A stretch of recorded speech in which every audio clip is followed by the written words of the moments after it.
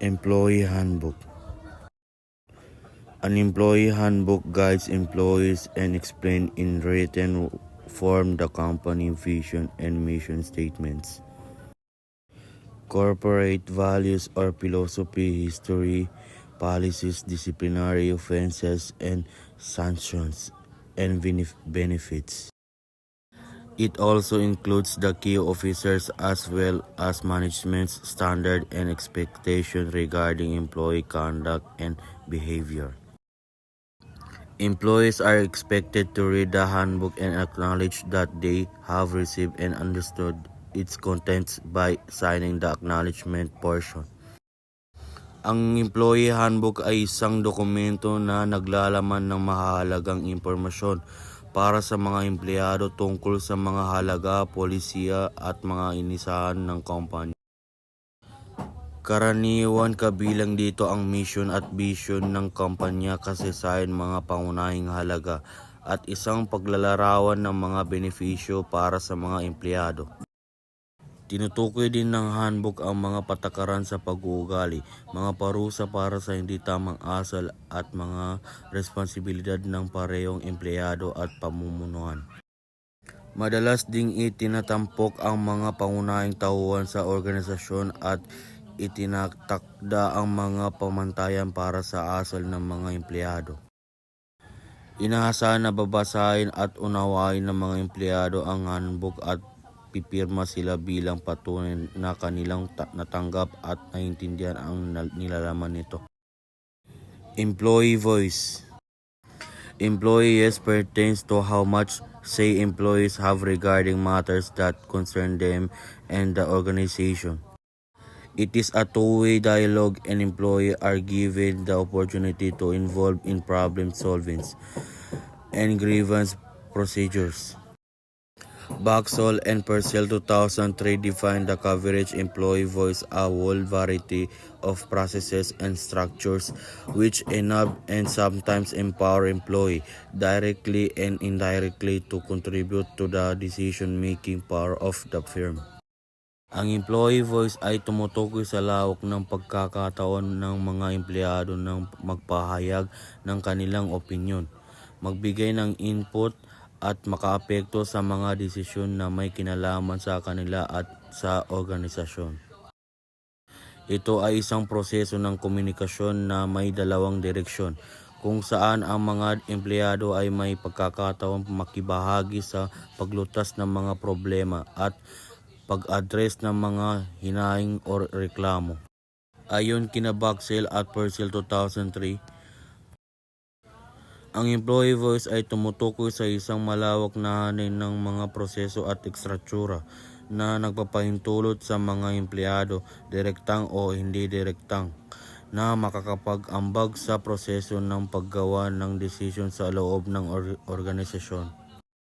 Maaaring kabilang dito ang mga formal na mekanismo, tulad ng mga survey or committee, o hindi formal na mga kanal, tulad ng bukas na komunikasyon sa pamunuan, na nagbibigay kapangyarihan sa mga empleyado upang magkaroon ng boses sa direksyon at mga polisiya ng kampanya.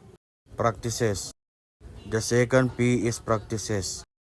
Labor unions and collective bargaining agreement, CBA. Negotiations exist in many organizations.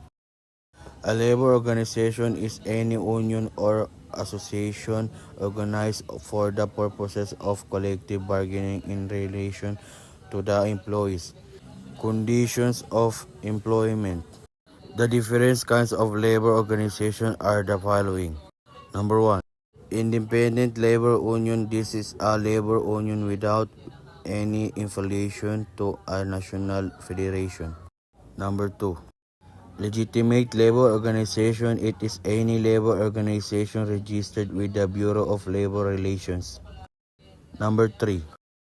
The formation of this labor organization is dominated, controlled, influenced, and manipulated by the employer. Thus, it is considered unlawful. Number 4. Federation and National Union. It is a group of unions in an industry of particular area. Number 5.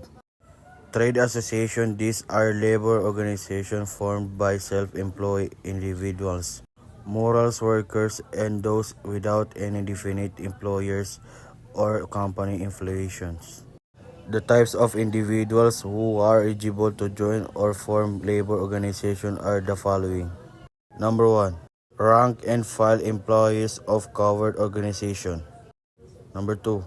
Supervisory employees too, they are not allowed to join or assist rank and file. Unions can form their own unions. Bank manager, controls, and cashiers are considered supervisory employees. NATU Republic Planters Bank Supervisory Chapter versus Torres 239 SCRA 546. Four men belong to the category of supervisory employees. Pierre Arastre and Steve Doring Service versus Roldan Confessor 241 SCRA 294. Number 3. Government employees in the civil service. Number 4. Employees of government corporation established under the Corporation Code. Number 5. Aliens who are in the Philippines with the valid employee permits. If they are national of country that also the same privilege for Filipino workers, can join or assist but not form labor organization of their choice of purposes of collective bargaining.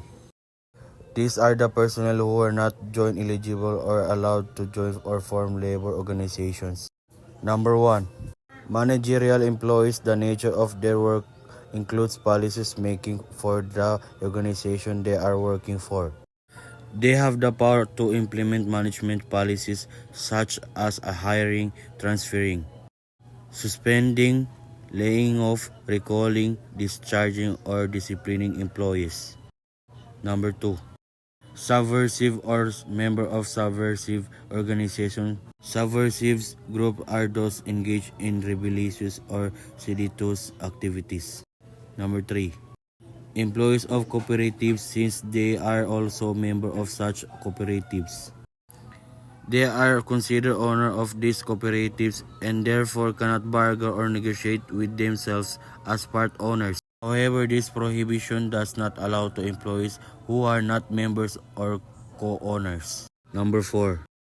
Employees exempted from being unions member. These are employees who have access to confidential information which may be advantageous for the labor organizations. Examples: accounting personnel, radio and telegraph operators, and secretaries of managerial employees.